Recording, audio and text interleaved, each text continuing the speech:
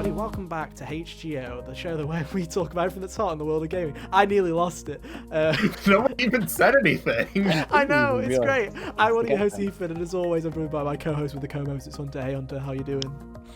I'm doing just swell. What do you think would be scarier? Oh my god. A human-sized scorpion or a shark that can travel on land, but it's like the size of a dog? A shark that can travel on land. Hey, that sounds adorable. Oh, shark puppy? That'd be so cute. But it could also eat you.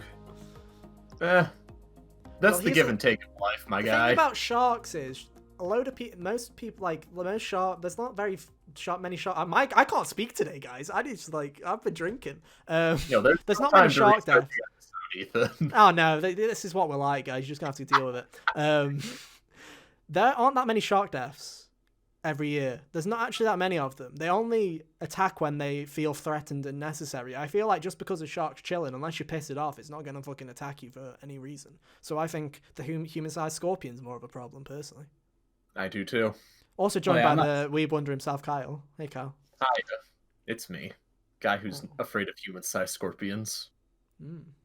How's it going? Good. And we're also joined How do we feel about scorpion-sized humans? Those would be easy. Scorpions are, like, if they were any bigger than they were, they would be real scary because they're like Mother Nature's video boss. They got claws and a tail. Think of just the proportions of the scorpion. Is it still just the scorpion? It's still like proportional to a scorpion, but the size of a person. Yeah. Oh, yeah. Screw that. Rounding us out, we have got yet again the Akabian experience. It's Jack. Hey, Jack, you doing good? I'm doing very well, thank you. Cool. What a great start to an episode, dude. What a great start to an episode. If you didn't know and you haven't been here before, this is episode 45 of HGO, where every week we come together to talk about everything that's going on in the world of gaming. You can find us on podcast services everywhere. Spotify, Google Play, iTunes, we're on it, you know. I'm fully out of it. It's 1:15, guys. We're recording this one late. I'm sorry. We're on it, but you can find us there. Just go to linktree/hotgamersonly, linktr.e/hotgamersonly. You can find us on all of those podcast services. You can also go to Anchor if you want, anchor.fm/hotgamersonly. Find us on all of those things. Jack is loving his webcam focus right now. It's not having a good day today, apparently. But if you want to watch us have technical difficulties and mess up with our words live on video, you can head on over to YouTube, search for Hot Gamers Only, or go to bit.ly/HGOYT. You can subscribe and watch the video version of this podcast go up every week, as well as look at our reviews and stuff like that we're also releasing infrequently. So yeah, do check that out. We are trying. We've got some stuff to do. So yeah, we'll get on those soon enough. I've done the spiel. Thank you for 80 subs, by the way. We appreciate it. That came out of nowhere, so thank you to that. 20 more, and we'll get 20 more, and Kyle has to play Mario 64. So cheers to that one, dude. What a tragedy! Ooh. Imagine. What a tragedy. But no, other than that, if you can't tell, we're just doing like a kind of a chillish episode. We don't have a plan. Oh, of course not. Jack, your focus is really just not happening. Anakin start panicking because I don't have. Jack just gotta keep doing the force, dude. He's like, yeah. Hang on, Jack. Do you have like a blank piece of paper with you? No. Technical difficulties on HGO, dude. Oh, yeah. Is that a there thing? you go. That'll do. That's good. You got it. I thought that was like a thing you could do back in the day. Yeah, maybe. You could like put a blank piece of paper in front of your webcam and it like autofocuses. Who knows? I wouldn't know. I don't know. He's back now. Jack is back with us. But we're just gonna talk about some stuff. Yeah. We've played some games. We're gonna talk about, maybe give some predictions for some stuff that wasn't in the Fantasy Critic League. You can actually check out the Fantasy Critic League if you want. Go to bit.ly/HGO League, and you can go and see it. Do you want to give a rundown real quick, Kyle, of some things that have been happening since we have last shown that episode? Yeah. So I guess we can start with what has been released so far. Yeah. Go for it. Sam, Front Software, went ahead and drafted. He bid on a game called Cyber Shadow that came out. He did. Scored an 82 on OpenCritic. giving Which is him very good. It's a good very, little very score good. for an indie. Yeah, gave him a whopping 12 points. Ooh. Meanwhile, over in the Magnificent Colossus, some less than magnificent results. The Medium had been released. Slow start. The Medium had come out and only racked up a 75 from the critics. You know, it's not as... A year from now, when I can play this game, when it's not an Xbox exclusive anymore, I'm going to either be like, why was I excited for this? Or I'm going to be like, those reviews did this game dirty. Well, you know, it's not a big score. It's not a low score, you know. It's just a medium score, and I think that's what it deserves, you know. It's just a medium score Perfectly average for a medium game, you know. Anyways, that 75 ended up netting him 5 points, and in the realm of people who got cucked over by international releases, Atelier Ryza 2 came out and scored an 82. So I'm pissed. Anyways. Well, you shouldn't have thought, oh, that game that's already released, that's mine. You shouldn't have thought of that.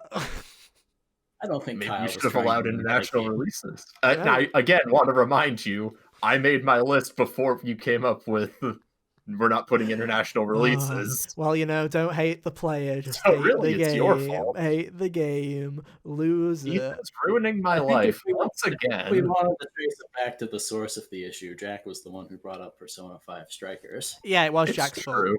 It's true. Sorry, Jack. But Ethan made the final ruling. Well, you know, live with it.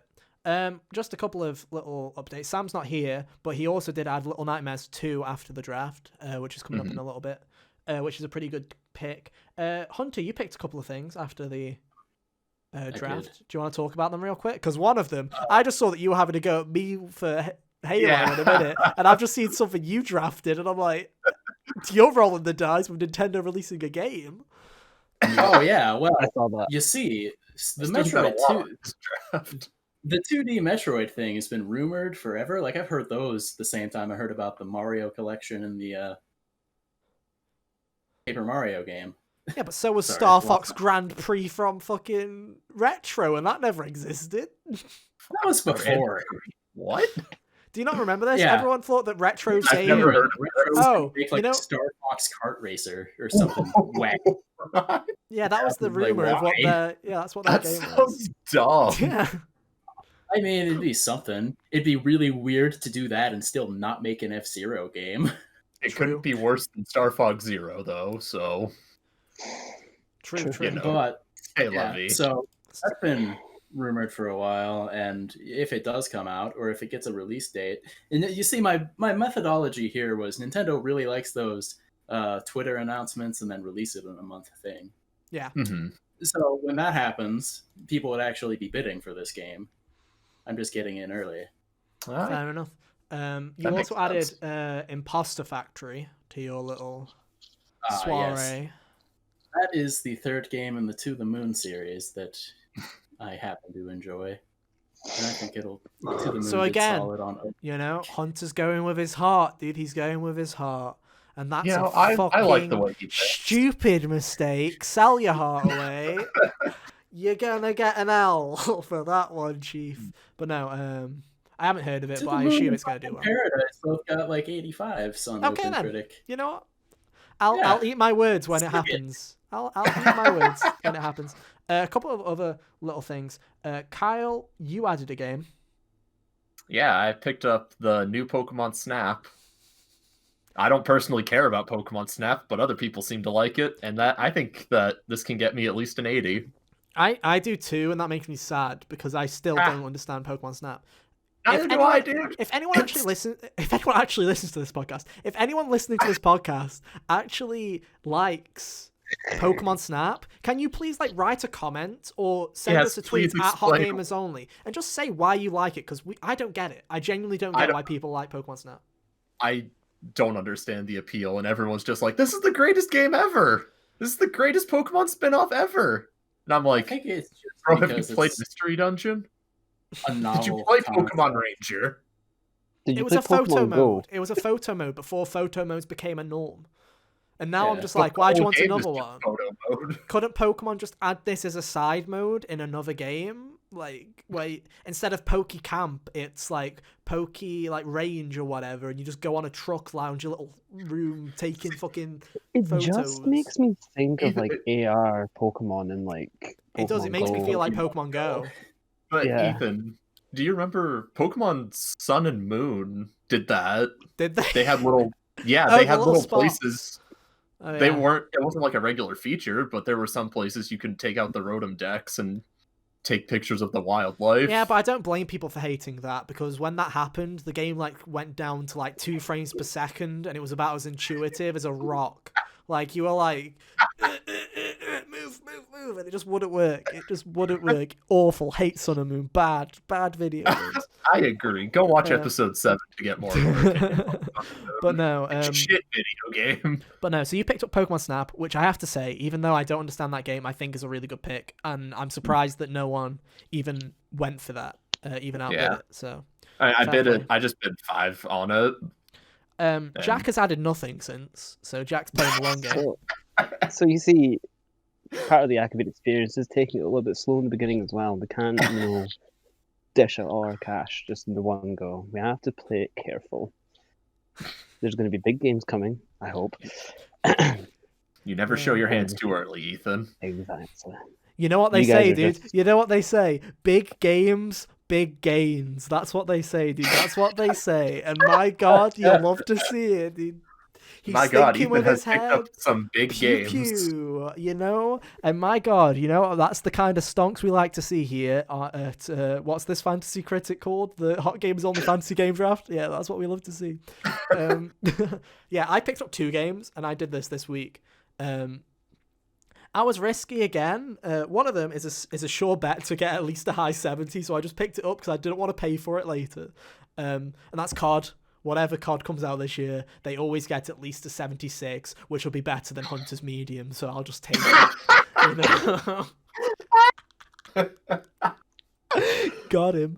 Hunter just has to I love sit you there and really, take it. Hunter. I love you chill. really, dude. I love you really. It's just, this is war. Any other time... I knew that the medium was a bit of a dice roll. Like, of all the ones that I picked that will come out, and like I knew that one was the one that might not, net me the best score, and I'm cool with that. But no, but I respect it. But yeah, so Call of Duty 2021 will at least probably get like a 76. I don't even know what that game is, but I thought I'll take it for free because I bet nothing on it and I got it, so I was like, woo, wonderful. That's the way to be. Yeah. A game I also spent 0 on was Halo Infinite because I'm not gonna lie, I forgot no one picked it. I genuinely forgot no one picked it, and then there was a 343 like blog post this week where they were talking about how all the content's in the game, they're just polishing it up, and there's big hot debate right now between podcasts and game journalists where they're like, will this game come out? And everyone's saying no. Most people are saying no. I've just got a gut feeling that Microsoft doesn't care and will just release it eventually. We'll release it now, like this November. They've already lost a year to it. What else are they going to do? They've got Forza and that's it. They've got to release something. Psychonauts 2. Also drafted. Ethan loves his car games. I can't God wait help for- us if a Twisted Metal game gets announced for this year. I can't wait for Mad people Max. to start. I will Yeah, pick that up as fast as possible. I can't wait for people to start calling me a Microsoft fanboy now because I've picked Halo and Forza. Dude. Like everyone's gonna be like, No, you're just playing the game. yeah, true. I am playing the game. Point out, Playing to Ethan win. doesn't have a single Nintendo game on his list. Sorry, Cal. There was only The 3 only to go thing around. that we, There was the only 3 only to fucking known go entity. around. Yeah, to be fair. I mean, Shin Megami Wait, is Tensei it 5. Shin Megami Monster Tensei 5 Hunter and Rise? Monster Hunter. Suck it, Kyle. I have 2. Oh yeah, Monster Not Hunter me. doesn't strike me as a Nintendo franchise. Neither does Shin It Megami is. Tensei, but they're both on there. But yeah, there you go. Well, It is now. I So there just we go. also keep thinking that Sam picked it because he talked about picking Monster Hunter last week. I He also didn't. thought. I also yeah. keep forgetting that it's on my list. Like I keep going. I'm like, Damn, I'm surprised I got that, and it was a good pick to actually get. So I was like, hey, I'll take it. But no, there you go. So those are all I'll trade updates. you. You can have Ghostwire Tokyo if you want. What, and get the one for the counter bid of myself? Yeah, great. Can we make trades? No, we should be able to. That'd be fun if they did that. That'd be a fun thing. But no, we're not going to do this every week. We're not going to update you every week on the trades and the stonks of. I don't think there will be anything to update next week anyway. Yeah. So yeah, the next one is like middle February. We will talk about it when we want to. But if you just favorite or bookmark HGO bit.ly/HGO League, you can check whenever you want, and you can be like, oh, let's see how the league's going. So you don't have to listen to us every week to find out, and we don't have to keep annoying you with the results. So that's how that's going. Other than that, I guess let's talk about some games, because it's actually been a while since we've done. It's been like a week and a half since we recorded the draft cast. So what have you been playing? What have you guys been playing? Who wants to start? I know it's kind of weird because us two at the top have played one game, and those two at the bottom have played another. So, shall we start with you two? Let's start with you two. What have you two been playing? Kyle has been playing. You've been playing it longer than me, haven't you? I've gotten further into it. It's Final Fantasy VII Remake. Oh boy, we're talking about this one again. You love to see it.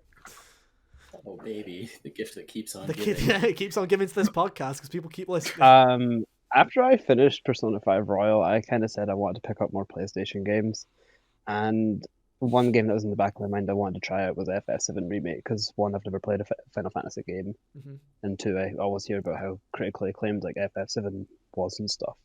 So I thought I'd give it a go. It's not usually the type of game I go for, but I'm enjoying it. Back in the day. Yeah, I'm enjoying it Some so would far. argue it still is. Uh, Those people are wrong. Some would. Anyway. Anyway. Sorry, Jack.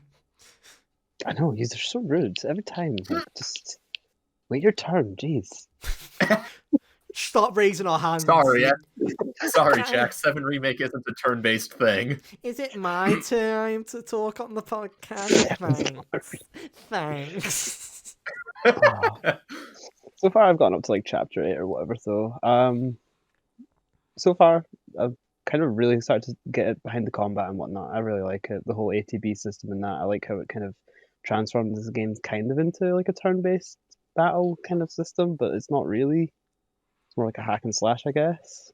It's a hack and slash Kyle's mixed with a turn-based kind of combat style, which is completely optional, by the way. You can shortcut everything and not turn-base it if you really want to. But it gives you that idea. Alternatively, you could also turn on that like classic mode or whatever, where it Yeah, just fill up your that. meter and you could play with the menus. Yeah, boring mode, as the critics called it, I believe. The professional term. I've just heard bad things about that mode. I've heard that it's the easiest difficulty and the game basically plays itself. So it's like no reason to play it. But anyway, carry on. What are your thoughts, Jack? What are you thinking? Game's visually really, really fucking nice. Like when I first booted the game up, I was just in awe at how pretty it actually was. Like really in awe with it. It's probably one of my like art styles so far from what I've played on PlayStation 4. Granted, I've not played a lot of stuff on PlayStation 4, but here we are. Yeah, exactly. We're getting somewhere now, I hope. Yeah. At the end of the console's life. I mean, yeah. Now that there's a new one out, now that the new one's out, it's time for you to go look at that entire backlog of games and go, oh yeah, this one and this one. I missed all this. While owning a PlayStation at the same time. Only too busy owning Uno. But what a game, man. What a game. It's the game that keeps on giving, dude. There was a new update the other day, I think. I think there was, yeah.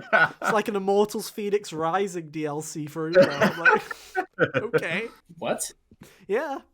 They added like an Immortals Phoenix Rising pack to Uno for some reason. Like, Uno was made by Ubisoft, by the way. It is.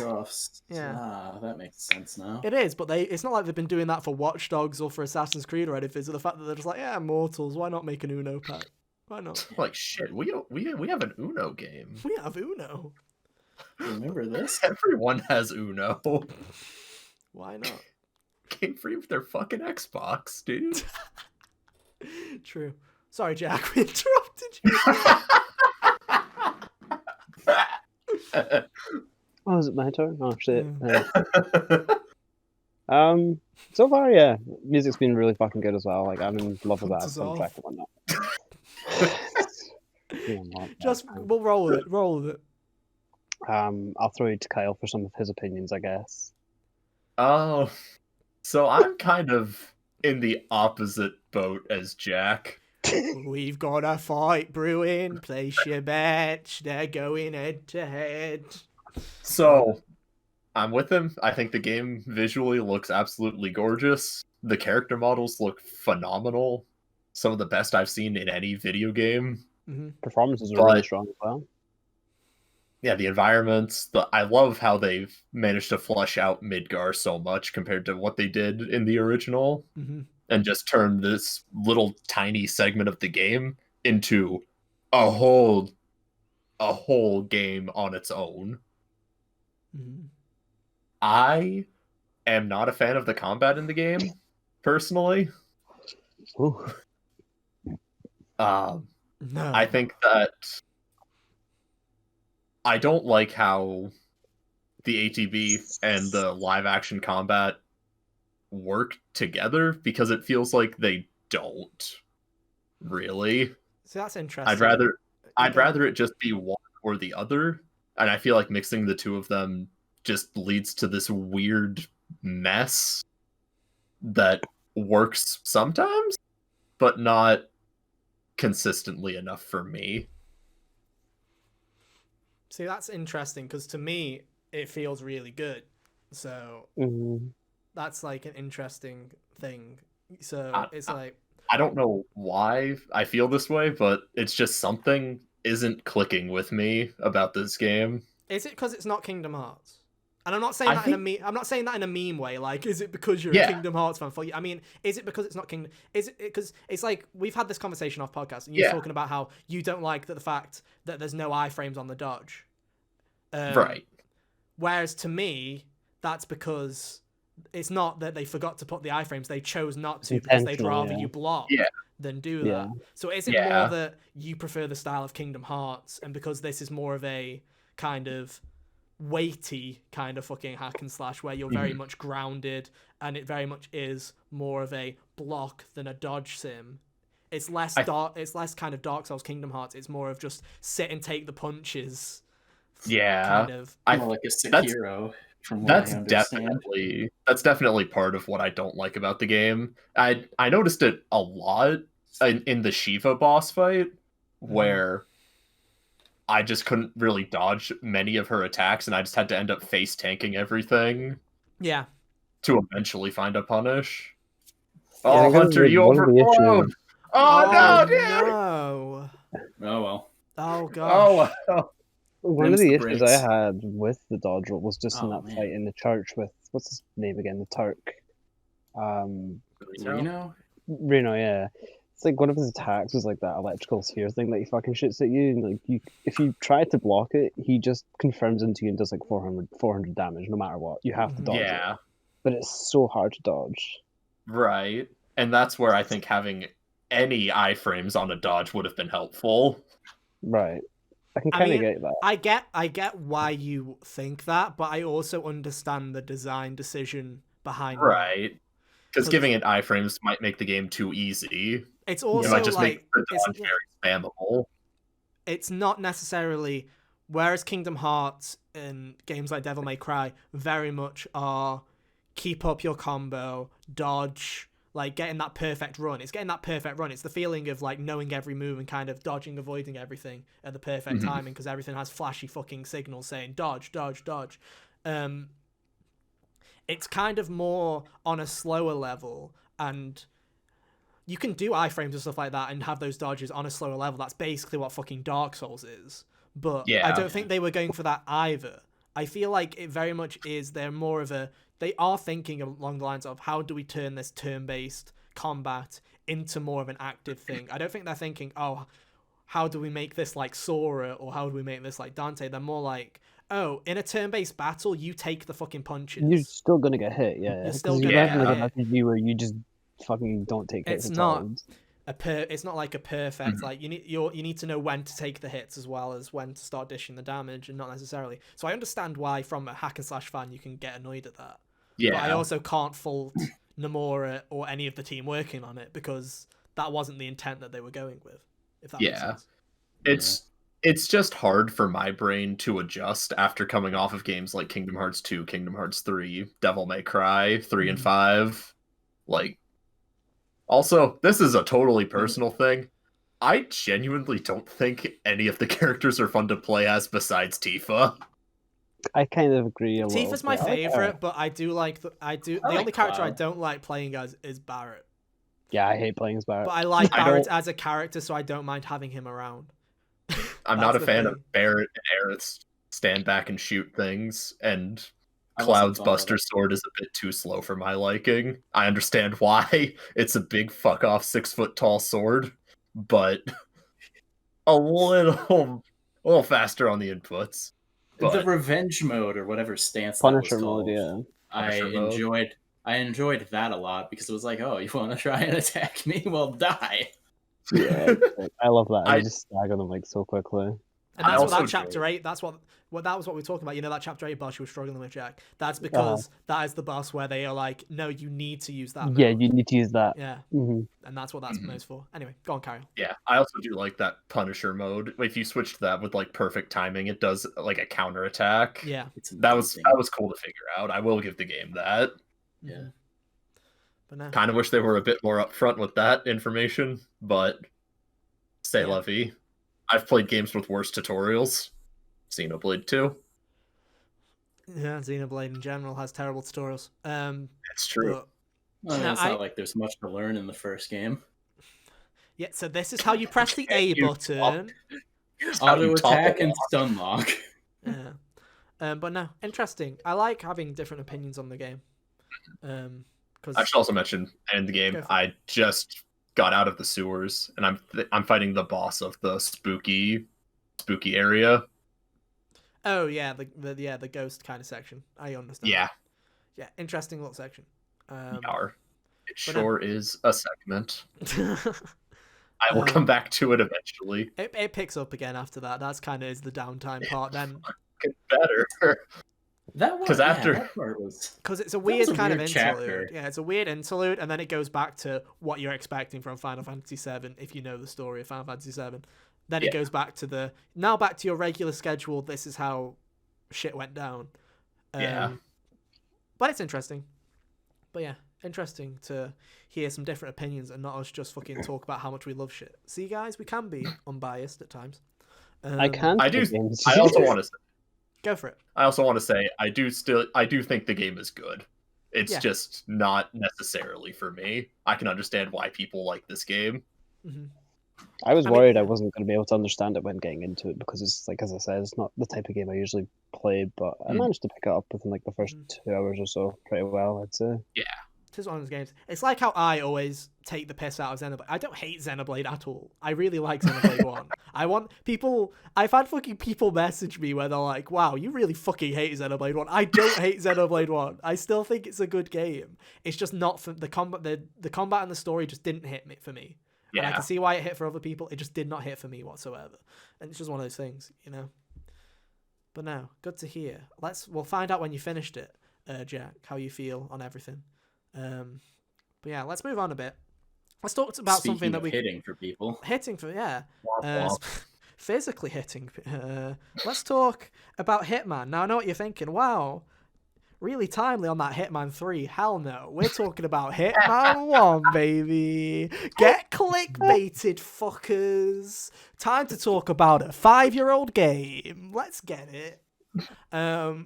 No, because I don't know why. This is interesting because I started playing it. I didn't know Hunter had started playing it before we were in this call ready to do the podcast.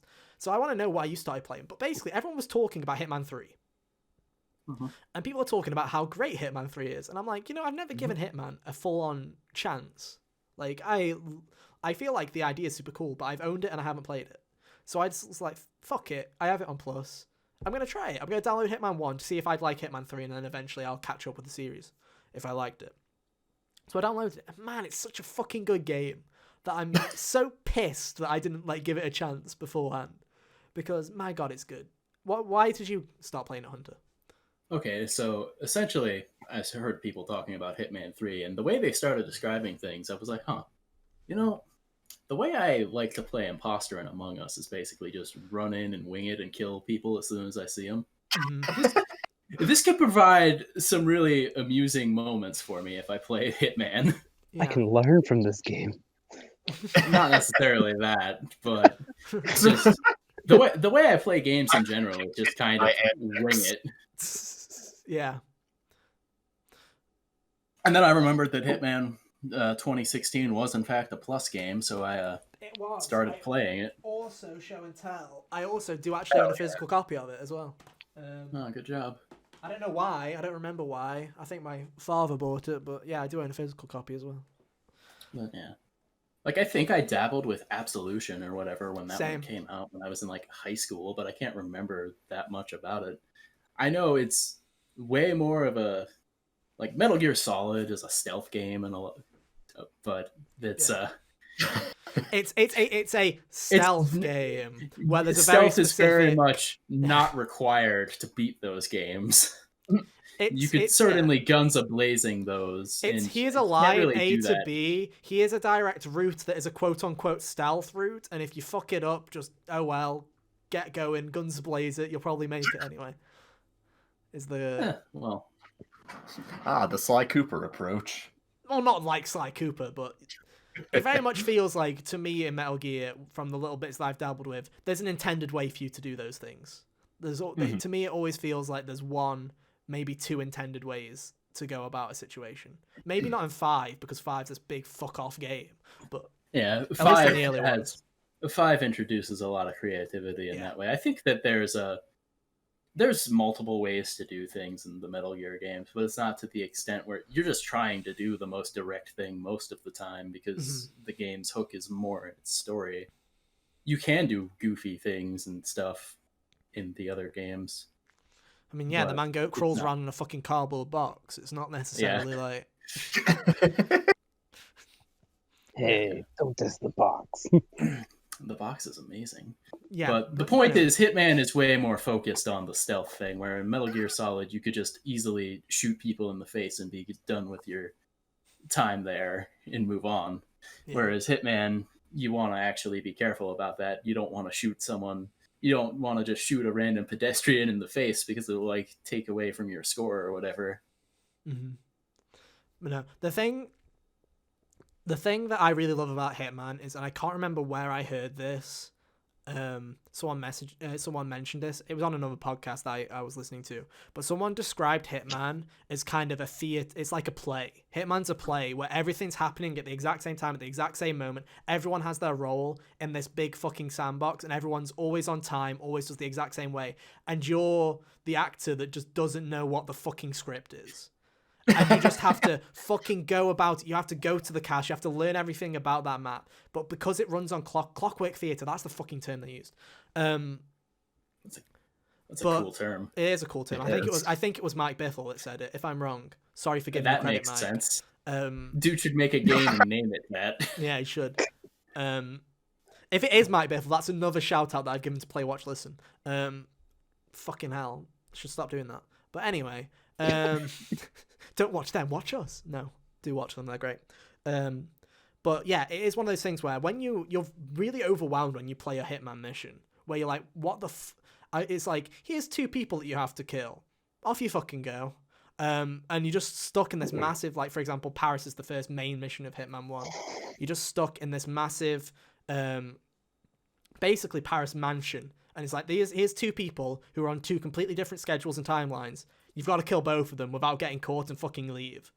And you're sitting there and you're like, this is impossible. How the fuck am I supposed to do this? But the level is designed in a way that there's dozens upon dozens of ways for you to fucking complete this scenario. And each one has been thought about, and there's like challenges and achievements all about them. And it's just like, each one is built in a way where you could replay these missions dozens of times and do different things each time and still successfully beat the mission. And you don't feel like you cheesed the game at all. Everything feels like it's planned. It's so fucking well done.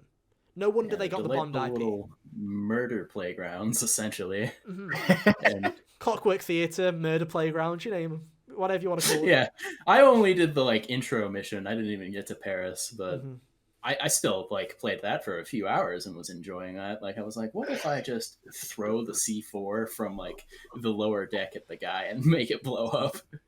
Yeah, the first time round, I was like, what if I poison the guy, and then he goes to the toilet to throw up, and then I drown him in the toilet, and then hide him in the fucking bath, and I did it, and it worked. And then I was like, hang on, wouldn't it be even funnier if I poisoned his friend that he's meeting, drown him in the fucking toilet, then steal his clothing, pretend to be his friend, and then go along with the whole plan, and then shoot him in the head when we were alone.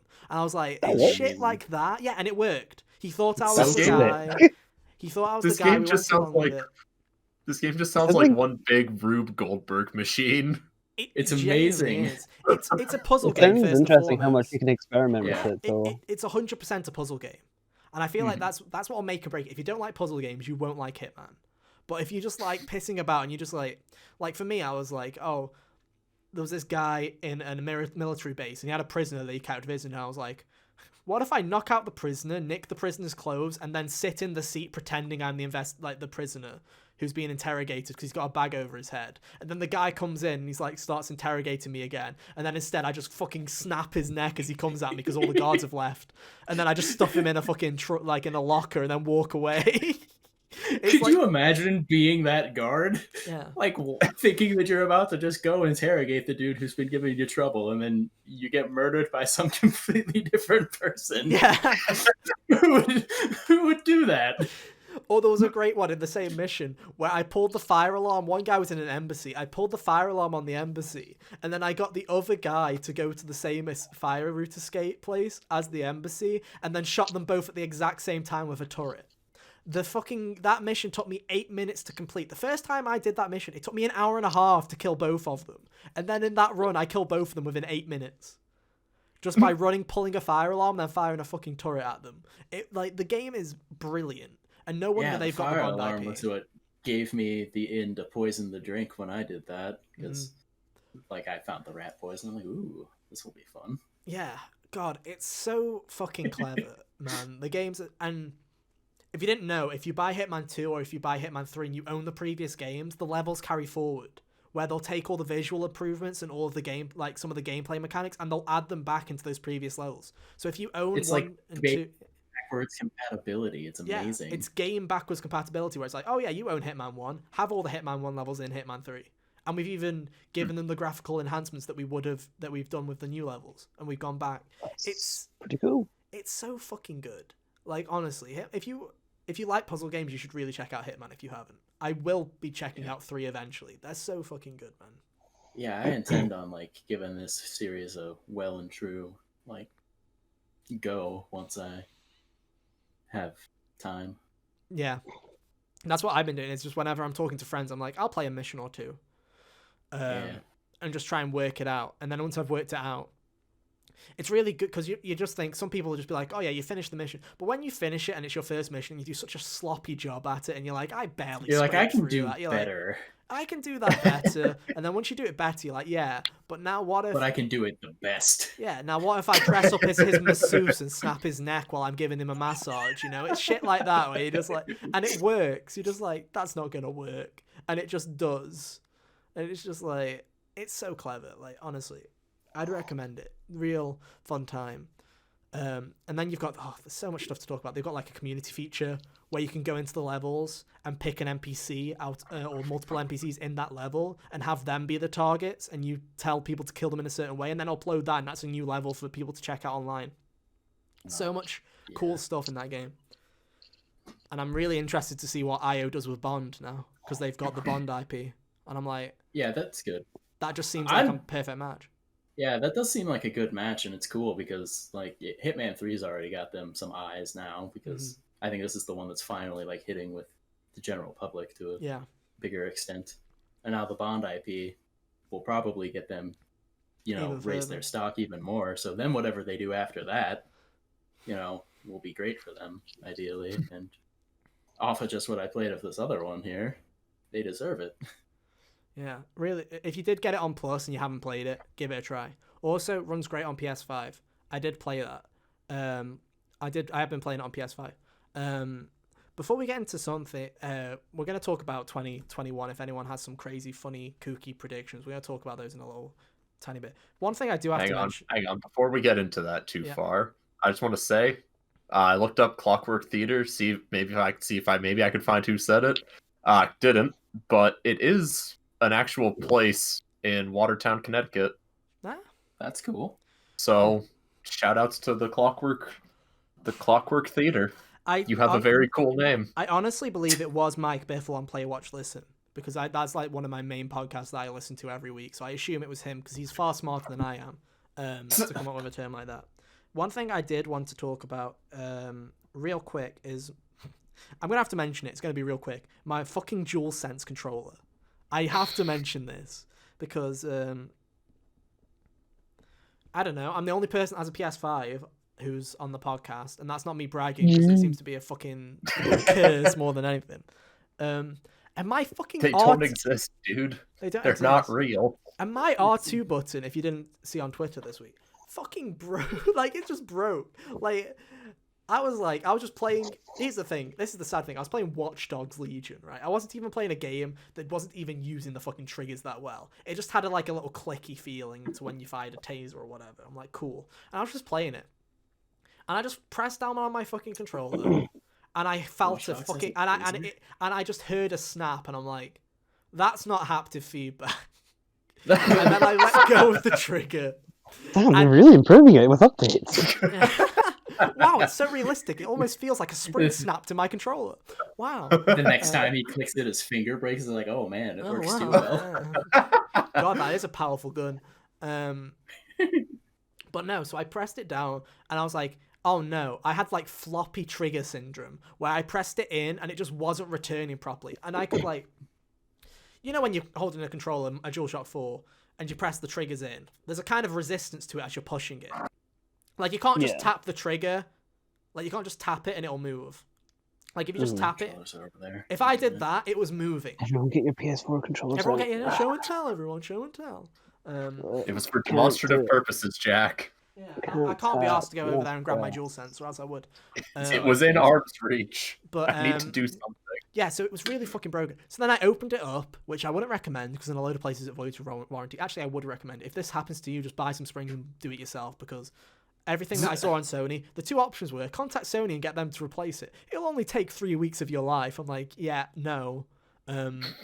During a pandemic where it might take longer. A pandemic where it'll take even longer. And I'm like, and there's a zombies map out next week that I want to play. And there's a load of other stuff. I'm like, I can't risk not having a controller, and I don't have the money to go and spend £60 on another fucking one right now. So I was like, I'll just buy some strings, and I replaced it with a DualShock 4. If you remember the Crash stream, going back in HGO lore, the Crash speedrun stream, where I threw a fucking controller at the floor, it bounced off the radiator and snapped the R2 button, while that controller came in use, boys, because I stole its fucking spring and installed it on my DualSense one as a temporary precaution. And it fixed it. But loads of people have been writing about this on Reddit and stuff like that. People's R2 springs have just been snapping, and it's really specifically fucking bad. the R2. Yes, specifically the R2 button. Because I was looking at the L2 spring, and the L2 spring is like really lodged in the controller. It's really hard for you to get at it. Never mind put one in. Whereas the R2 is like kind of on the open, and it just snapped. And it's an easy fix. It'll cost you like, if this happens to you, I wouldn't worry. If you know how to use a screwdriver, it'll take you like an hour and about $5. Oh, it's not much. An hour? Oh yeah, because getting this controller off, you know, if the black plastic is really fragile and really finicky to get off, and so is the controller opening is really fucking, because it's not just like, you know, a DualShock 4 or DualShock 2 just kind of breaks in half when you peel it, right? The DualSense, you kind of have to lift it up and then push it, because part of it's inserted into the controller. It's so fucking whack. It's better built. I thought you were going to say it was because of the screws being the same as the PS4 ones that are like, oh, these are never meant to ever leave. They're better. They are better than the PS4 ones, and they're hidden under the bumpers and under the black plastic, so no sweat's going to get on them. So you're not going to break. You're not going to erode you're not going to erode the screws by your your screws sweat. aren't going to become oxidized because of using your controller That's too a much. genuine problem. If you look at all the backs of my DualShock 4s, you'll see that the fucking screws are all kind of orangey and like all the holes been deteriorated. And it's not because I'm a fucking particularly sweaty person. I'm not. I've not really got... No, I don't do that either. It's just because any hand sweat erodes those screws because they're the worst screws ever. They fucking suck. The DualSense one's a pretty good one. So yeah, that happened. So that was just a quick thing. People keep saying I hate the PS5. I don't. But that one's my first actual gripe I have with the fucking console, and it's the controller. Is the controller that they somehow got to a point where a spring can break on a controller, and I haven't even used it that much. So yeah, fun times. They really sprung that one on you. Womp womp. Thank you for that one, Hunter. And with that, we'll move on to what people have... of HGO. Oh, that's every episode. That's every episode. Yeah. We'll move on to what's This one probably... especially so. Yeah, we'll move on to what's probably in the thumbnail so that, yeah, we clickbait you with the Hitman, but we will give you some 2021 predictions. Basically, I haven't come up with any. Hunter's got a few, so he's going to start off while everyone else has a little think because we've all come really well prepared to this. Oh shit! But what I want to hear from you is not release. No, Jack, you don't have to Google. You don't. It doesn't have to be Google. about. It doesn't need to be. Oh God! Don't type. Mute your mic. Yo, guys, we've done 45 episodes of this podcast. Can you tell by how professional we are? Ambient noises, Ethan. ASMR. No. We're just gonna give some like hopes and dreams. If this was like games that haven't been announced that you think Nintendo might release a game this year. What do you think that game is? Or they're not releasing a game this year. Or like, hey, this is a thing that I want to come back in 2021. So I'm gonna start with you, Hunter, because you have one while I think. Right. All right. Give us an idea of what we should expect in 2021. What should we be guessing? Well, this got kind of touched on earlier when we were talking about the League thing, but I do think a 2D Metroid game could have a decent shot of coming out this year. Mostly because, I don't think Prime 4 is going to come out anytime in my lifetime. So I have to tide you over somehow. We'll be passing that on to our grandchildren. We'll be like, this is the fabled game that we've been waiting for 20 fucking years. Here you go. It'll still come before Half-Life 3. But I don't know that anymore because Alex happened. I don't know anymore. Yeah, I don't know. It was just anyway just being jokey. But and they don't want to. Well, it doesn't seem like they feel like remaking or remastering the Prime games previously, even though that would be nice. Mm-hmm. I would enjoy that because I haven't played those. I think they'll do a trilogy at least. They'll put it in a box like All Stars. I think they're going to wait until Prime 4 is closer to coming out, though. The day trilogy comes out is the day where you can start thinking, okay, Prime 4 is probably a year away. Yeah, I would say so. And I don't think that's anytime soon. So I think that a 2D Metroid game, probably also a little easier to make and get done in a timely fashion. So I feel like that's in the works. There were rumors about it last year. And also, Metroid's anniversary is coming up. That's the same anniversary as Zelda. But Kyle, but Kyle, you gotta remember, right? Nintendo celebrates Metroid's anniversary by ignoring it and pretending it doesn't exist. That's how they always do it. They're like, we can't hear you. We can't hear you. What's a Metroid? That's not Zelda or Mario. Nice. Dope, dude. I haven't played Metroid's sick as hell. Obviously, I'm not a fan of Metroidvanias, but I didn't have a GameCube or a Wii to play the Prime trilogy on. So I really do want to play the Prime trilogy at some point. I've been waiting to I never played them either. I've only played Super Metroid. It's the only good one. Yeah. The only good one. Just play it. But I am Just play it. You have Nintendo Switch Online. It's right there. So is that your first prediction? It's a message to everyone at home. Go play Super Metroid. Great game. Yeah. It is a great game. I mean, it's been a while since the Metroid 2 remake, right? It's been a while since that. Yeah, that was in, I want to say 2017. It was 3DS, but it was like 20. It was late 3DS. I think it was 2017, right? Switch was out. Yeah, I think so. Yeah, because I'm pretty sure people are like, why wasn't this just on the Switch? Why do you gotta be like this in your 3DS games? If we're sticking... when you have a hybrid console. September 15th, 2017. Awesome, thank you, Kyle. So here's my question to you, right? We'll stick on the Nintendo theme for now. Zelda's 35th anniversary. What are you guys expecting them to announce, release, whatever? I'll start with what I think's going to happen. Okay, go on. And then we'll pass the parcel and see if anyone disagrees, right? I think everyone is at this point believing that there's going to be a Zelda collection thing like they did with All Stars, Sadly. right? The question is what do you think's on it? Because here's my personal prediction. I think it's Ocarina, Majora's Mask, and Skyward Sword. I think those are the three, because they're the three that didn't get a Wii U remaster, and they're going to sell the Wii U one separately in a separate bundle. Yeah. Fuck. I hate that you're right. Yeah, I agree. I don't even care. I'm a sucker. I like both of the N64 I honestly games. think there's going to be...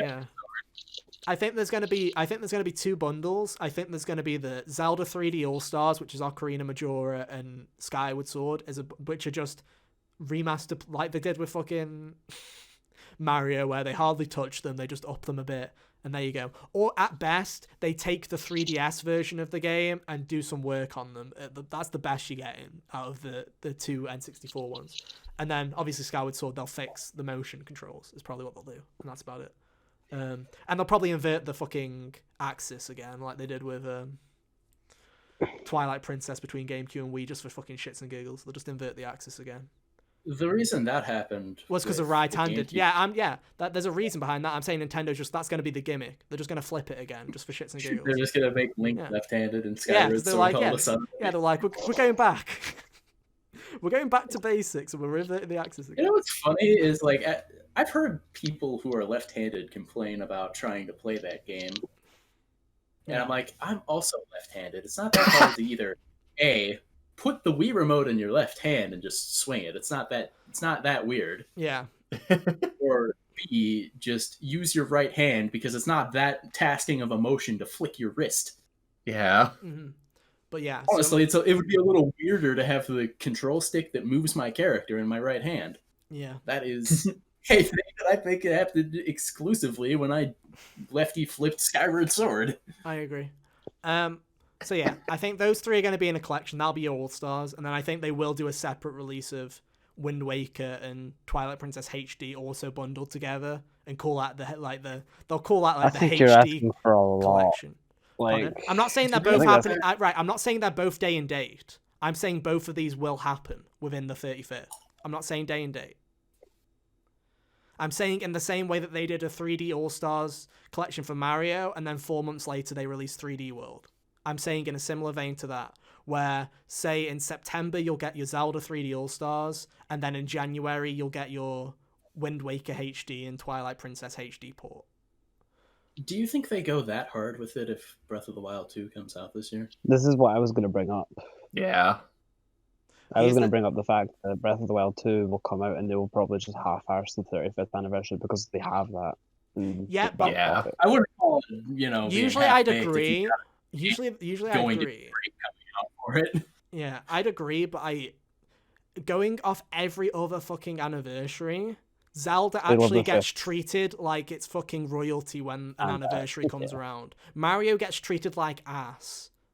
So the fact that Mario got... And Metroid doesn't get treated at all. Yeah. The fact that Mario got an All-Star collection and a new version of 3D World... And by the way, 3D World got pushed. The original plan was to have All-Stars in the summer and have 3D World in September. That was the original plan. 3D World got delayed because of COVID. So they were both supposed to be out around the same time. So the whole idea, to me, I don't think it's that far-fetched to have every fucking 3D Zelda game on Switch. It wouldn't surprise me in the slightest. Because Nintendo seems to be on that thing of remaking everything. Yeah. Wind Waker HD and Twilight Princess HD are just sitting there. Mm-hmm. I think they'll bring them both, definitely, for the 35th anniversary. I don't see them... if they do an anniversary collection like they did with Mario, I think I would agree. It would probably be like Ocarina, Majora. They'll be the three that don't have HD ports. Because even if the HD ports don't come out this year or whenever, they will come out. I'm not saying that it'll necessarily all be within the span. I'm not fucking crazy. I'm not saying, oh yeah, by the way, the collection, the Wind Waker HD and the Twilight Princess HD and Breath of the Wild 2 are all going to come out within the span of 4 months. I'm not saying that. I'm saying I can very much see a situation where Zelda's 35th, you get a All-Stars collection this summer, you get Breath of the Wild 2 in November, and then you get next spring, about April time, you get the Wind Waker Twilight Princess. I would not be surprised. Fuck that. All we're getting is a fucking discount on Link's Awakening. And that's it. I mean, that's the real question is, what do you think there'll be anything else? Do you think there'll be a Zelda 35, like a little tie-in game to the anniversary? Do you think there'll be something? Will they do some weird merch like a Game and Watch? What? I think they'll do like there'll probably be like a golden Switch or something, because Nintendo loves their golden Zelda consoles. Really true. Do, yeah. The Wind Waker console was for Wii U was really good. And the Skyward Sword golden Wiimote. Mm-hmm. Yeah. Is everyone set on Breath of the Wild 2 coming out this year? Because I'm certain, no. Yeah. You're certain? I'm certain just because it's going to be 35th anniversary.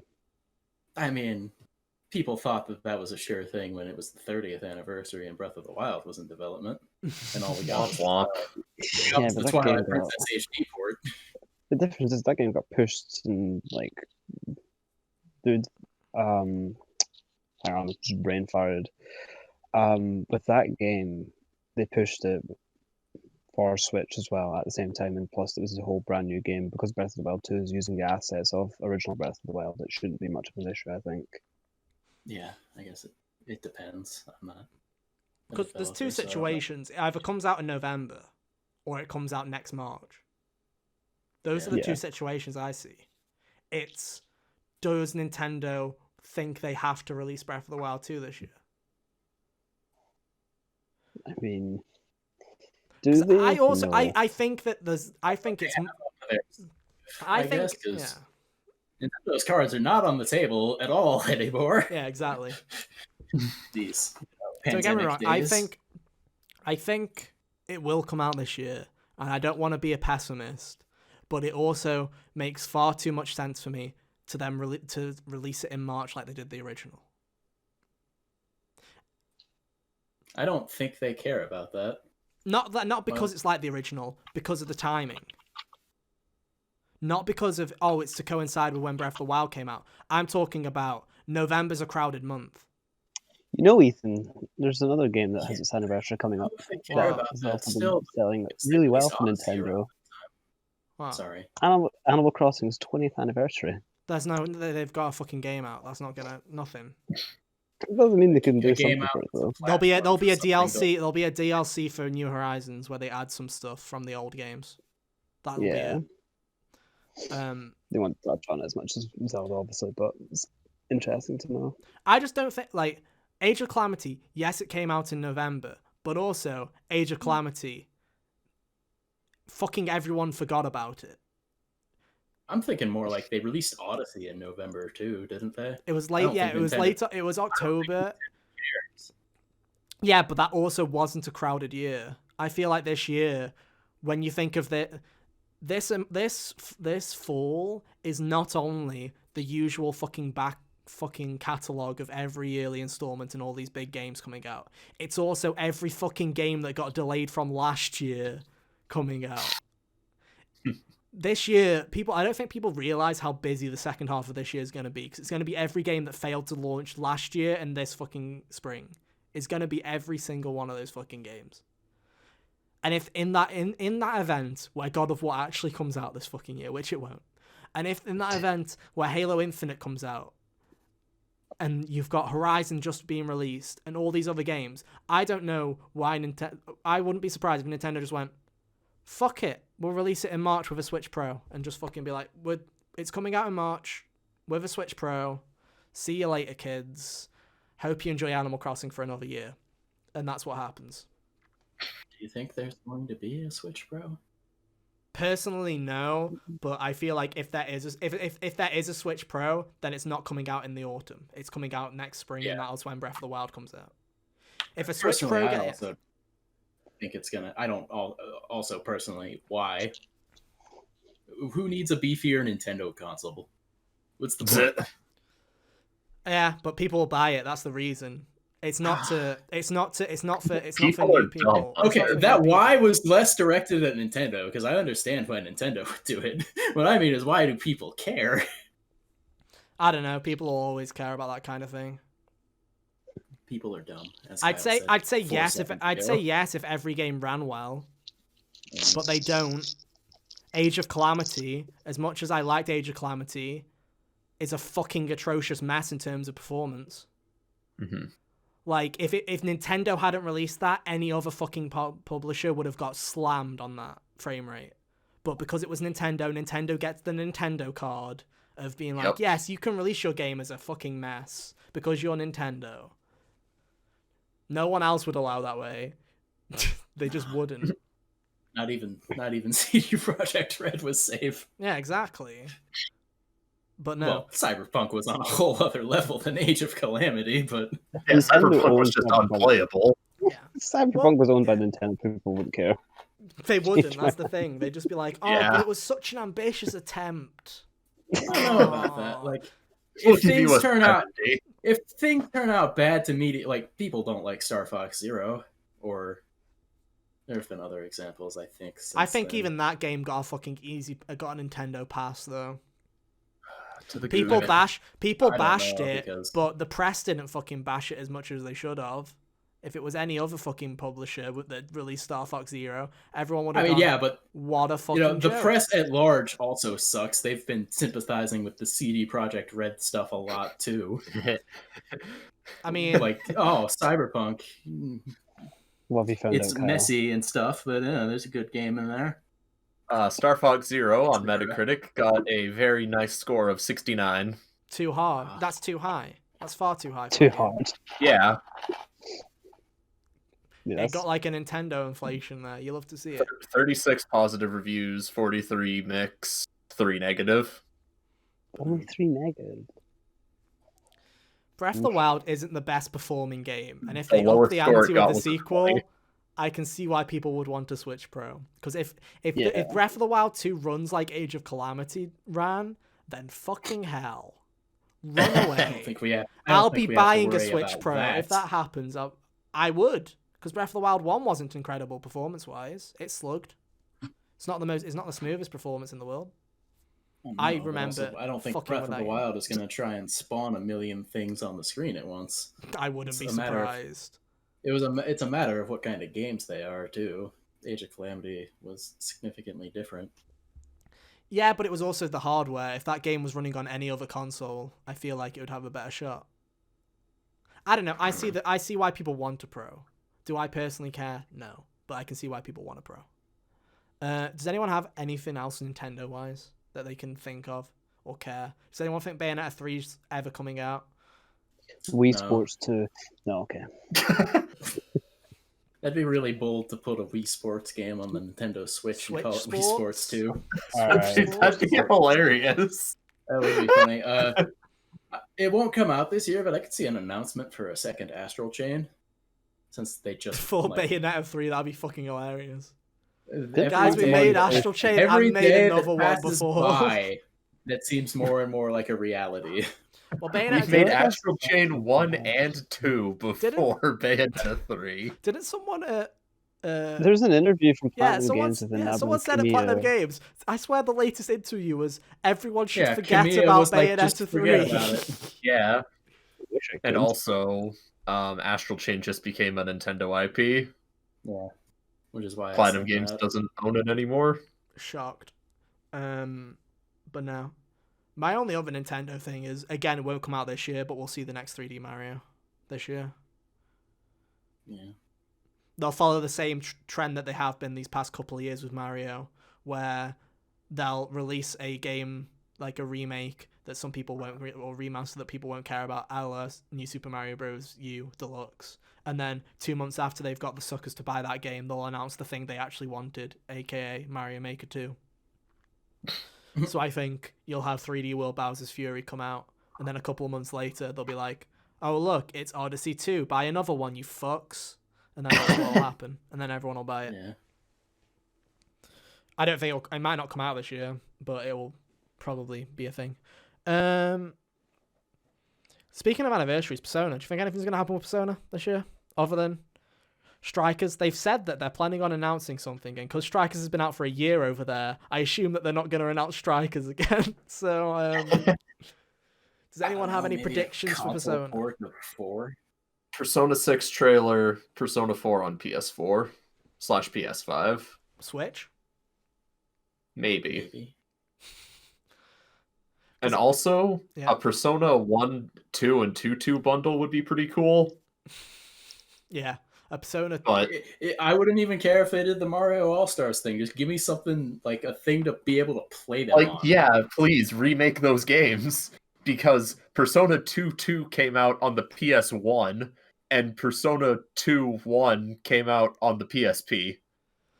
Yeah, because they were both. Think about that for a second. No, they both were on PS1, but they did a remake. They remade both of them for PSP, but they only translated the.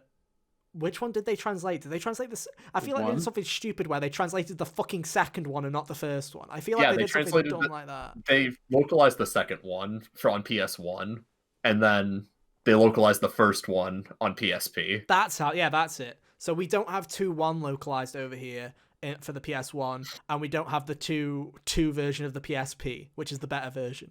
So we're just fucked altogether. You'd have to play the first one on PSP and the second one on PS1, and just deal with it. Dumbass shit.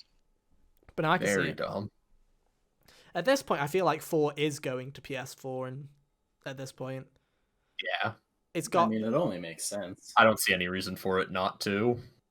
I don't either. I just think it's a given, especially because they've done the work and putting it on Steam.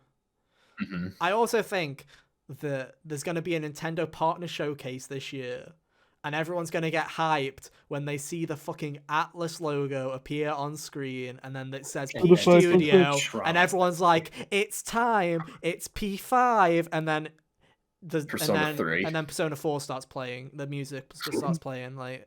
Dude, that happens. I mean, if you want to get angry about that, that's your own problem. Honestly. Well, no, because the people have been tried. So the Persona 5 for Switch people have not shut the fuck up since Persona 5 came out. They should. They should shut the fuck up. They really should. So I just think it'd be hilarious if they did like literally just comes up black Atlas, then it fades to black again, then P Studio comes up and I was like, it's time, and then just yellow shows up and it starts playing fucking Persona 4 music. I'd laugh so hard.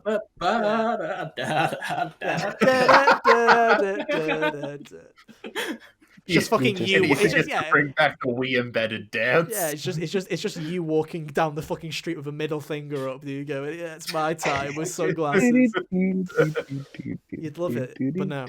Persona 6 is interesting. So you think there's going to be a Persona 6 trailer this year? Yeah, not much. Kind of like what they did with the P5 initial reveal trailer.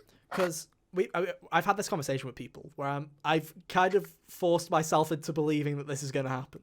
But I don't know if I'm just going crazy or... Probably. But I'm just like...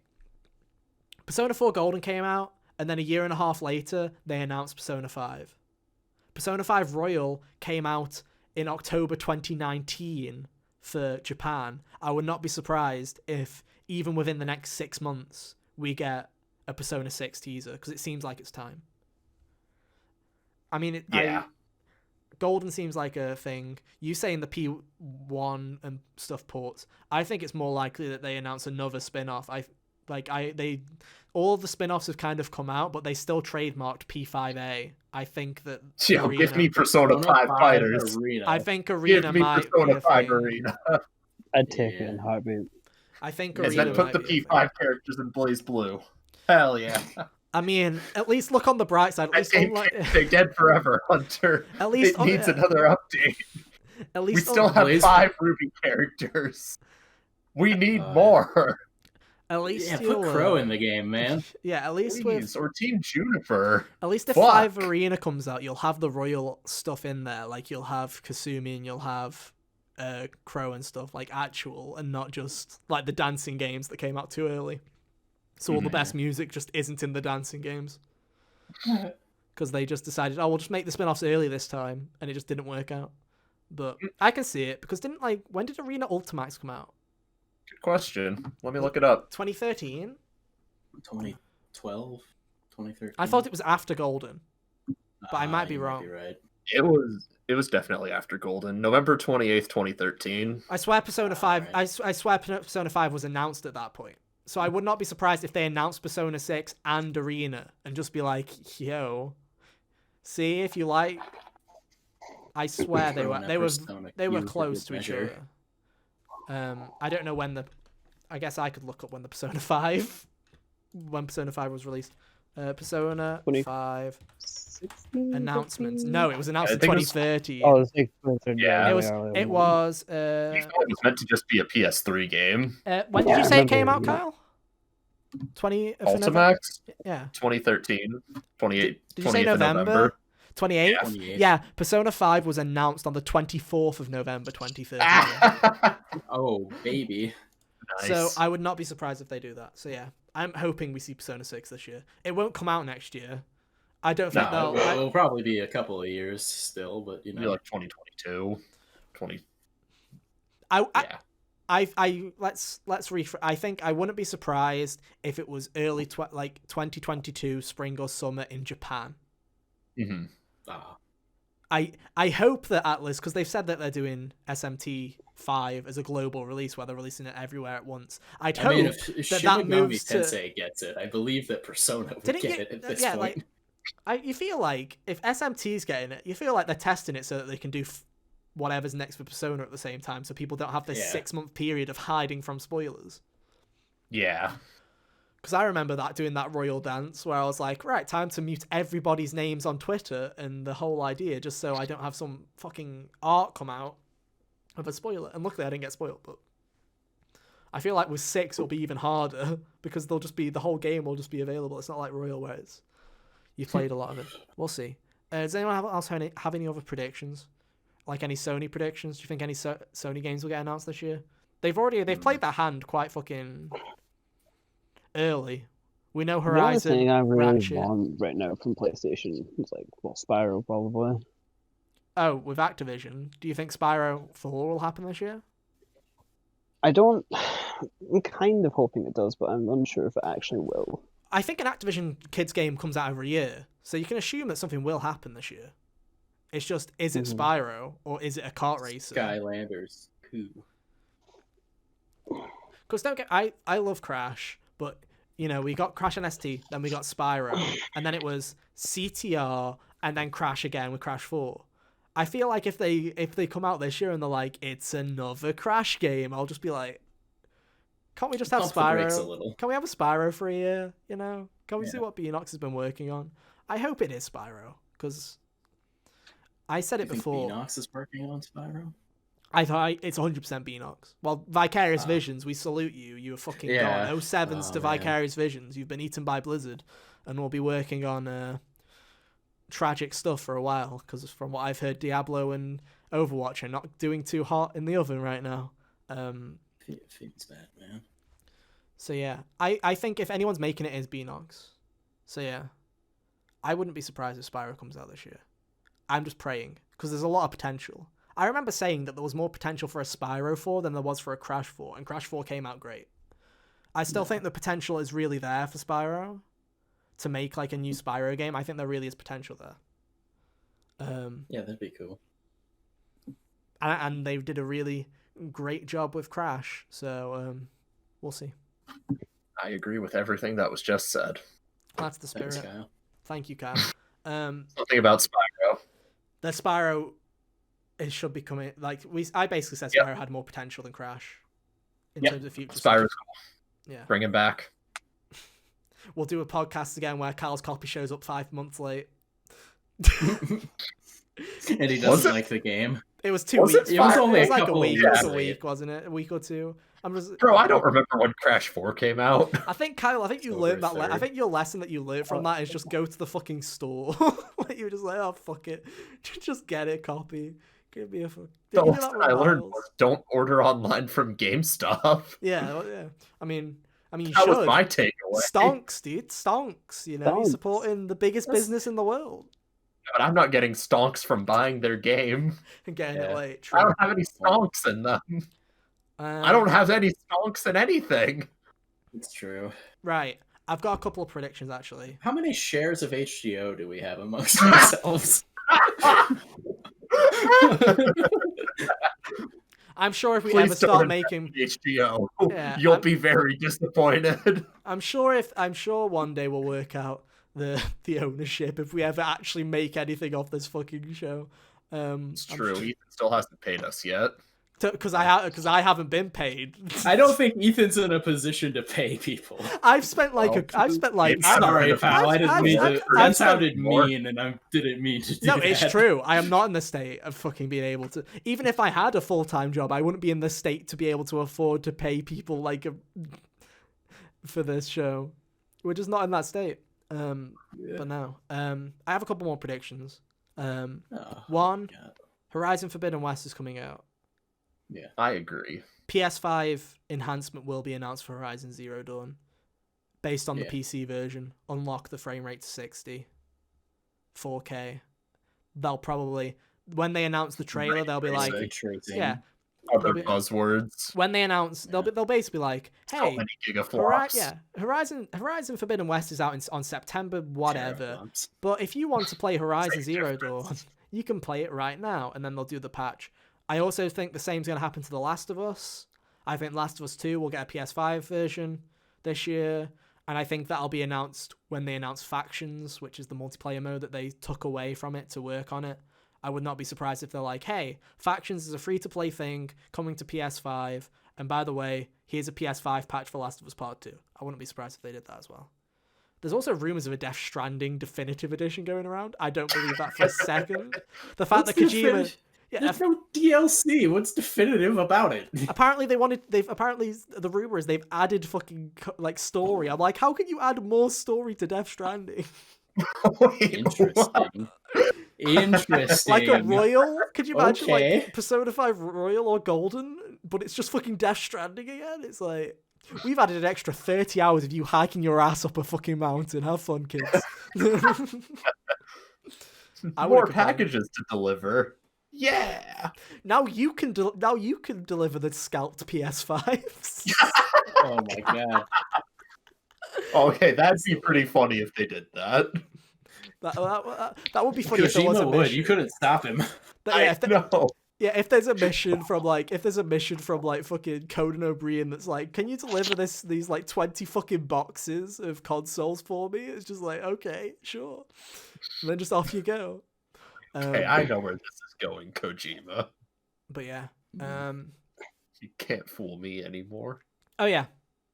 Every time I've thought that sentence, he proves me wrong. Yeah. I mean, that was the entire release cycle of Death Stranding. Every time a new trailer came out, I'm just like, okay, I still don't know what this game's about. Yeah, I always think when I'm watching all those trailers, I was like, I have no fucking clue what this game's about. And then when my favorite thing Then I you're always say to Hunter, Postman. yeah. My favorite thing where I said to Hunter was, it fucking really annoyed me after finishing the game when I went and watched the trailers back, went, shit, it actually does make sense. That's so annoying. Because I just thought that this was going to... I was like, there's no way Kojima pulls this batshit crazy stuff off. And I'm like, damn it, it worked. I'm like, no. The man is an evil genius. He is. We're all just living in this world at this point. It's Kojima's world. We're all living in it. That's it. I do have like... I have a Microsoft prediction for you kids. So Congrats, you're the only one. Yeah. It's your chance to shine. My one Microsoft prediction is, and it's not even technically a Microsoft prediction, is Bethesda reveals Starfield this year. It might come out this year in November, but I think this year Bethesda will be like, hey, we know it's been a while. Here's Starfield, because they said it was a cross-gen game. So I feel like it's getting announced soon. That's my prediction. And then Microsoft will also show that Avowed game again, which is the fucking Skyrim ripoff, better Skyrim from a different studio. And they'll be like, look, we have all the Bethesda. It cracks me up to no end that Bethesda and Obsidian are both owned by Microsoft now. Yeah. That a game was like a middle finger to Skyrim, and now they're both owned by the same people. I really hope that their next game after Avowed is Starfield, but better.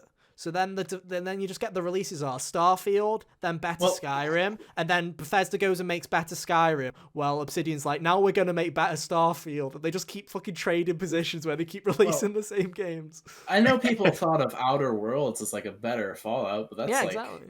Bethesda in space, so they already beat them to the punch. They've got to follow the frame. Has anyone got any other predictions? If we're being like, wacky fantasy, it'd be cool if those Silent Hill rumors were cool or true. I would love a new Silent Hill game. Kojima's like Silent Hill before? It doesn't necessarily have to be Kojima. It could be just, licensed out to PlayStation or whatever, and they make a that would be nice. game. That would be cool. I believe that it could be good. What about that?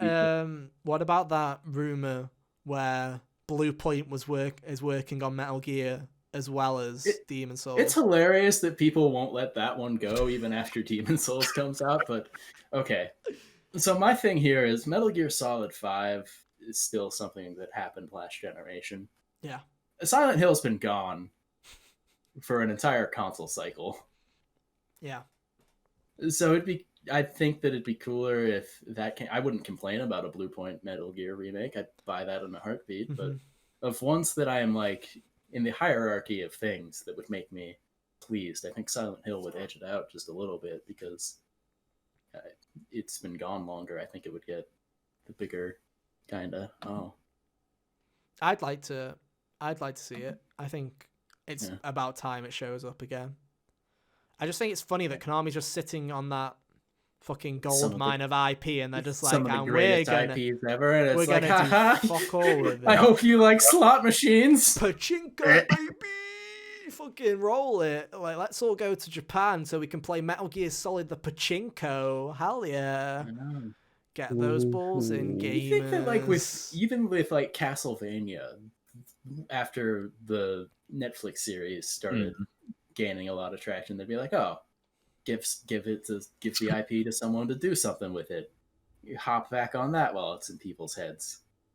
And I think the best that they did was the port of Symphony of the Night in the other one. Yeah. Rondo Blood. Yeah, that's it, Rondo Blood. I've just remembered something that exists, Hunter. What's up? Sony San Diego, that fucking studio that Sony just keeps pretending doesn't exist. Oh. And the secret Uncharted game. Yeah, and they show it. It'll get to a point where I think it's not coming out. It'll be announced. I think we'll get to a point where Horizon's out and Sony's just like, hey guys, we're gonna show you a new look at God of War as we delay it to 2022. And then we've also got one more thing, and it's whatever the fuck it is, whatever they're calling it, Uncharted, whatever. Again, everyone's like, it's Uncharted, and I'm like, yeah, I believe you, but also, is it? I mean, it could. You see, the thing about everyone saying it's Uncharted is I wouldn't be surprised, but also that doesn't excite me at all. It's like with the Star Fox Grand Prix thing. It's like everyone's saying it, but I'm like, yeah, but is it real? But why? Like all they've said is they're working on an IP. For all I know, they're just making like fucking Loco Roco, dude. For all I know, like who knows? Yeah, their big old AAA studio there, making a Loco Roco game. Wouldn't you love it if it was like a dark, gritty Loco Roco reboot? Dude, I was looking at the PlayStation Store yesterday because they had like a retro sale or whatever. There was a Space Invaders game that was trying to charge you $23. Yeah, I saw it. It's £20. Yeah, it's $20. I was like, what could possibly warrant buying Space Invaders for $23? Looked like a One of these mobile game screenshots looked like it got mixed up with Brick Breaker. No. Final question, I guess. There's this mysterious studio who's making a Sony game, a AAA game based on an already established franchise. My question to you is, if that franchise could be any franchise from Sony's IP, which one would you want it to be and why? This isn't what it is, because it's probably Uncharted. But what would you like it to be? Think about it. I'll go. Yeah, I mean, I'll go. It's open to the room. First. I'll go first. I mean, everyone knows my fucking answer would be Sly. They bring Sly back. Hey, me too. I want him back. Ratchet and Clank just gets all the love, and that's because Insomniac actually cared about their IP. Where Naughty Dog and Sucker Punch were like, yeah, we're just gonna move on. Whereas Insomniac was like, we'll move on, but also continue making the stuff that we like as well. Whereas so. I don't know. I don't think Jack's ever coming back just because... I don't think it comes back as a Naughty Dog made thing. Oh, I don't either, but I just think Sly has more... Yeah. They seem to keep thinking that, like, Sly keeps showing up at things, like whenever they... Like whenever PlayStation sponsors a football event or whatever, they'll bring out the PlayStation mascots, and for some reason Sly's always one of them that they always keep bringing fucking back out, along with Ratchet and Sackboy. On the topic of, like, sandbox games, like Sly and shit, and Jack, this is one, like, I always think about Ty, back and forth and shit. Like, they got the HD remake or whatever on PS3. On Switch. So Ty got those Switch things, yeah. Yeah. I don't know if they ever do it. Jack 1, 2, 3, and X did get a port for PS4, but they weren't particularly great. I was talking about too. I was like, maybe I should buy and play those and see if it's worth screaming about a new one for. I mean, to me, it was like 1's great, 2 and 3. 2's I don't like 2. Fight me, kids that like 2. You like it because you played it as a kid, not because it's a good game. And 3 is a better version of 2. I don't know. Sly to me is like, is it gonna come back? Probably not. But I just like them to at least like acknowledge by like releasing a port or something of the old games for people to play. Yeah. Or something along those lines. I'd be completely content with it. I would too. It has a better chance Don't than worry. Jack, though. I'm sure he'll come back in PlayStation All-Stars too. Hell yeah. Is that your prediction, Jack? PlayStation All-Stars 2? He's actually Fighters character 4 in the Smash Bros. Fighters Could Pass. you imagine if they did that instead of Crash? That'd be wacky. Dude, that'd be sick as hell. I wouldn't even laugh. I'd be so happy. That'd be pretty cool. But no, what about you guys? Kyle's obviously the same with Sly. What would you pick, Hunter? Yeah, I just want Sly back. Like, that's what I grew up playing. Right, that was hear the me out. Sony, PlayStation platformer. Hear me out. Just fucking port Sly 4 to a console where people actually play it. Please, for the love of God. Fix the load want times. to play that game, but PS3 sucks. It does, and the load times are atrocious. Please. Anyway, Please. Hunter, I'm done. I'm gonna go cry now because I forgot Sly existed. So I'll probably go into detail on this more on a future topic, but Siphon Filter. There is an untapped... Metal Gear Solid has left a void that Ubisoft refuses to fill with Splinter Cell because they hate games that aren't yearly releasable. Mm-hmm. So Siphon Filter is very much a similar kind of thing. I don't remember a whole lot about these games from when I was younger, but it had the same kind of tone as Metal Gear. The most I can remember is that they had this cool little taser where you could just shoot it at people and just leave it stuck in them for as long as you want. They eventually burst into flames. Nice. And it was infinite use too. It was the most broken thing. It was the goofiest thing I've ever seen, and I loved it. And that's the most the gameplay leaves an impression on me for it. But I believe that could be redone into something, in with modern sensibilities and be really good. Be like the kind of spy thriller that Metal Gear Solid was. Story heavy, interesting details, good solid gameplay, all that the industry just refuses to fill that void. Yeah. Cool. I like it. Yeah. Jack.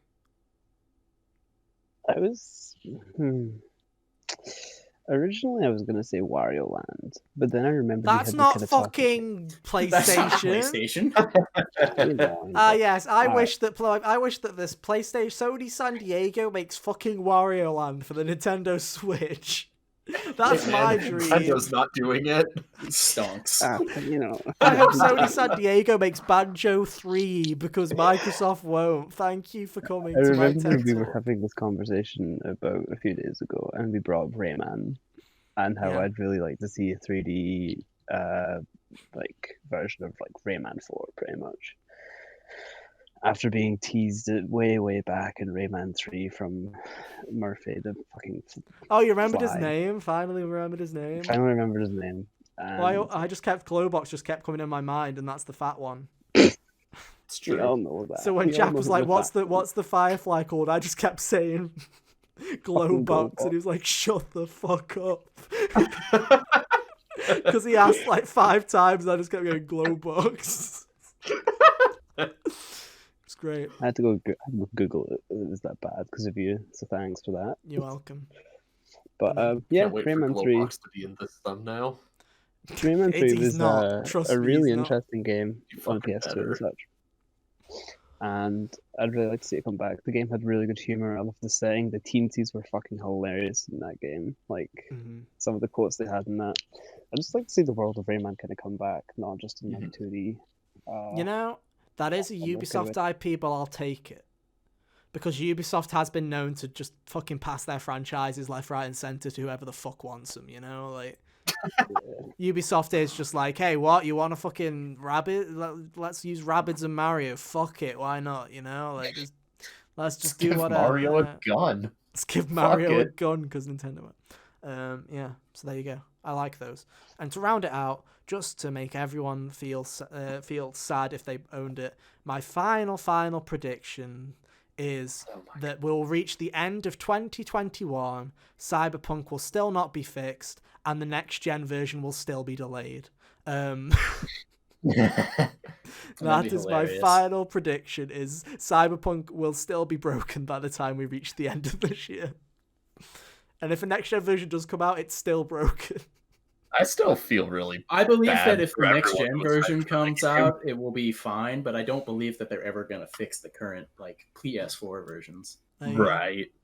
I do feel bad for the devs at CD Projekt being forced into this kind of position. It's really fucking Yeah, I shitty. feel bad for the people who worked on it. Yeah. Yeah. I mean, the higher ups and the executives can go fuck themselves, but everyone that actually tried on that game, and we're obviously trying to make a really great game, and the game got forced out the door far too early. Yeah, feels bad. But there you go. There's your predictions. Wow, what a great little thing. I can't wait to try and thumbnail this. I'll probably just put Zelda in it because that's a good clickbait. Glowbox. I'll put Zelda with Glowbox's head on. Please replace Just- Link's head with Glowbox. Put him Tiny around Murphy. his head like Navi. Oh, like Murphy, dude. I'll just put him in the background, so you have to zoom real far in, but he'll be there looking into your soul. Wait. So you know that artwork of Breath of the Wild with Link standing on the mountain looking off into the distance? This one? Can you just have him? Yeah. No, No, like that's the not North climbing American mountain. box The art. North American box art, yeah. Can you just have him? Can you just have Link looking in the distance and it's a glow box? I'm not having that as the thumbnail, but yeah, I'll make it. Why not? Maybe I'll put it on Twitter if you remind me. But there you go. That's our 21 predictions. And that has been a really weird but good episode of HGO. There you go. Thank you, everyone, for putting up with us. I feel like I learned to talk by the end of it, so it's all good. Good work. Thank Yeah, you. it's starting to Regained really my fill us. speech. It's all good. Progress and stuff. I shouldn't really speak. We've still got the outro to go. But with that, remember to leave a like if you enjoyed it. Subscribe at bit.ly/HGOYT. Get us to 100 subs so Kyle has to sit through Mario 64. It'll be a real fun time for everyone except for Kyle. Other than that, give us a good review on podcast services and all that jazz. Remember, at Hot Gamers Only, you can find links, all the stuff there on Twitter if you want to find out where we are. And with that, Hunter, where can people find you? YouTube.com/ReaperHunter23. Kyle, where can people find you? You can find me on Twitter and Twitch, both at KDavisSRL. Just I'm trying to figure out a stream schedule. I'll do it eventually. What's a stream schedule? No Wouldn't fucking know. clue. The schedule is whenever I feel like it. That's the Is there spirit. more dude. Pokemon bingo in the cards? Perhaps. I was talking with my friend that I streamed with last night. We're maybe gonna do a Pokemon Stadium rental rando, where basically you get a random team of 6 and you see how far you can get with the team, and then when you lose, you get another team. So that sounds like something that could be a lot of fun. We'll see whenever that happens. We'll see. Jack, where can follow me for more updates? No. Can't wait Jack, for where your can team of 6 people swoopers. Jack, where can people experience the Yakka bean? My hand is up. It's my Yeah, you turn, can go. everyone. Yeah, you can go. You can find me at Twitter or twitch.tv/Yakbean. There you go. That's how it's done, Kyle. You see? That's how it's done. Look, man. There you go. You got to give people a reason to come. Yeah, but then you make me you get the take that one out of context. Put that one on the highlights channel. Just gonna move on. You can find me at Chaotic Ether on both Twitter and the damn Twitch. episode, Ethan. Thank you ever so much for listening / watching. We'll be back next week for more. But until then, have an amazing week, and we'll see you next time. Bye. See ya. Toodaloo.